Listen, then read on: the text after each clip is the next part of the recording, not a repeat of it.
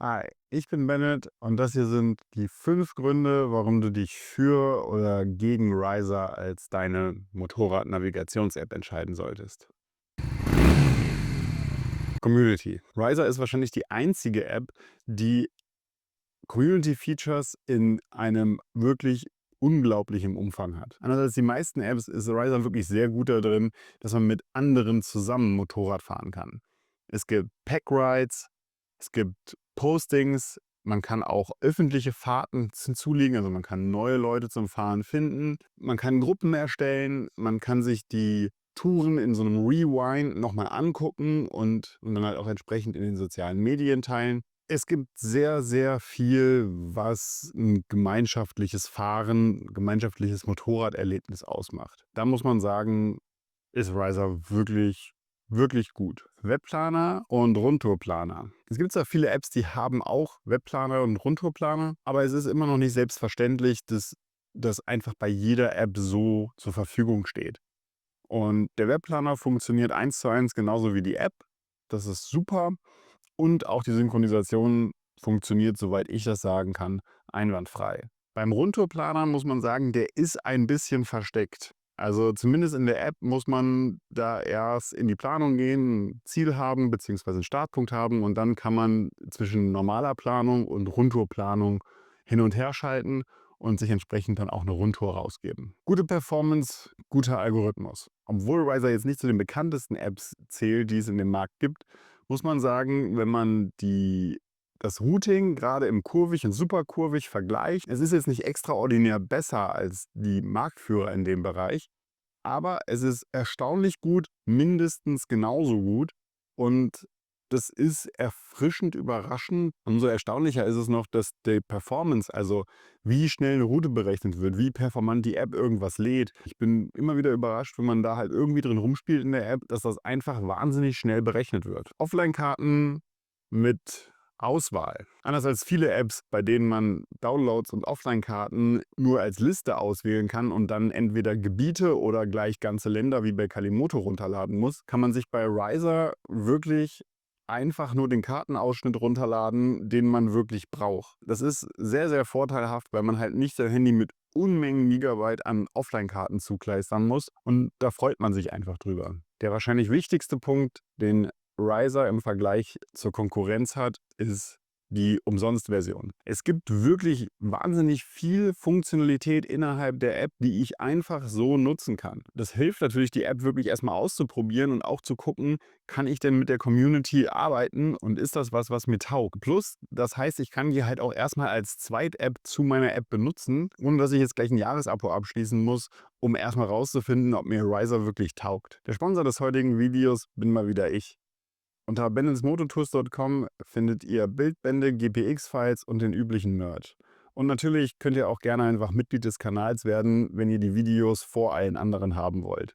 Ich produziere die Videos zum Teil Wochen im Voraus und mit einer Mitgliedschaft kriegt ihr alles sofort. Und falls euch das nicht interessiert, dann lasst mir doch einfach ein Abo da, das würde dem Kanal auch sehr helfen. Kommen wir zu den 5 nicht so guten Sachen. Keine POIs und ein schlechtes Layout. Bei den Kartenlayouts muss ich sagen, finde ich Riser einfach nicht so wahnsinnig toll. Es gibt ein helles, ein dunkles, ein Gelände und eine Satellitenauswahl. Und so richtig hilft mir die aber nicht, weil ich sehe zwar ein bisschen die Geländespuren, aber so wie die Straßen dargestellt werden, habe ich nicht das Gefühl, dass ich jetzt irgendwie da Informationen auf den ersten Blick sehen kann, wie ich schnell wo welche Tour plane. Und das ist tatsächlich umso schlimmer, weil ich keine POIs wie Bergpässe oder irgendwelche Anlaufpunkte habe. Ich kann mir nicht mal selber welche machen und hinzufügen. Ich kann lediglich einen Punkt auf die Karte setzen und da lang fahren. Keine Integration mit Cardo. Cardo als Intercom-Hersteller hat Riser ja gekauft und irgendwie war meine Erwartungshaltung, als ich das jetzt zum Testen gemacht habe, dass ich irgendwas mit Cardo zusammen machen kann. Und das finde ich irgendwie ein bisschen schwach. Ich hätte jetzt irgendwie erwartet, dass ich, wenn ich damit schon so viele Community-Features habe, dass ich zum Beispiel mit der Gruppe auch online sprechen kann. Also, dass man nicht mehr auf das Mesh-System angewiesen ist unbedingt, sondern dass ich halt eben wie so eine Art Call in der Gruppe auch reden kann, wenn man schon viel zu weit auseinander ist, Oder wenn man halt eben so eine Truppe ist, eingeschworen, wo dann ein Teil gerade unterwegs ist, dass sich jemand, der jetzt krank zu Hause liegt oder sowas, da mit dabei sein kann und sich einfach dann in der Riser-App dazu einbuchen kann und die Konversation mitnimmt. Schade.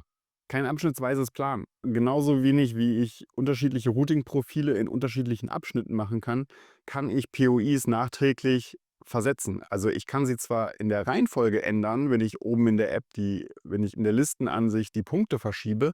Ich kann aber nicht in der Karte einen POI einfach anklicken oder anfassen mit einem Press und kann den einfach beliebig auf der Karte verschieben.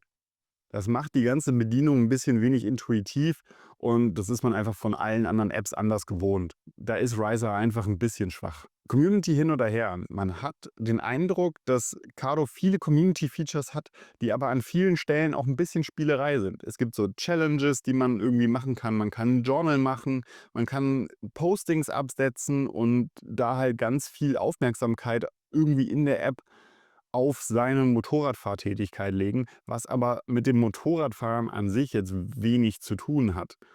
Und dazu kommt noch, dass zumindest in meiner Region hier einfach niemand die App nutzt. Also hier könnte ich jetzt natürlich irgendwie sagen, ich habe jetzt hier so 'n Pack-Ride. Ich würde hier aber wahrscheinlich niemanden finden. Zumindest wenn ich die letzten Postings angucke, dann sind die nächsten Postings location-technisch irgendwo in der Schweiz und mir werden sogar welche aus Australien angezeigt. Das ist vielleicht ganz cool, wenn es in den Regionen wirklich funktioniert, aber für viele Regionen wird man zwar Community-Funktionen haben, aber die Community nicht. Und als Letztes bleibt der Preis. Man kann zwar die Umsonstversion nutzen und die ist wirklich gut und umfangreich für eine Umsonstversion, aber der Preis für die Bezahlversion liegt auf dem Level von Kalimoto. Und wenn man sich dann anguckt, dass Kurviga die Hälfte kostet und was die Planung angeht, Unmengen mehr Funktionen mitbringt, dann stimmt einfach das Verhältnis nicht. Das muss man an der Stelle einfach sagen. Riser ist völlig überteuert für die Funktionalität, die es mitbringt und welche Funktionalität man bei der Konkurrenz dafür bekommt. Wenn euch das gefallen hat, lasst mir gerne ein Abo da und ansonsten sehen wir uns im nächsten Video. Ciao. We're dancing in the bright light.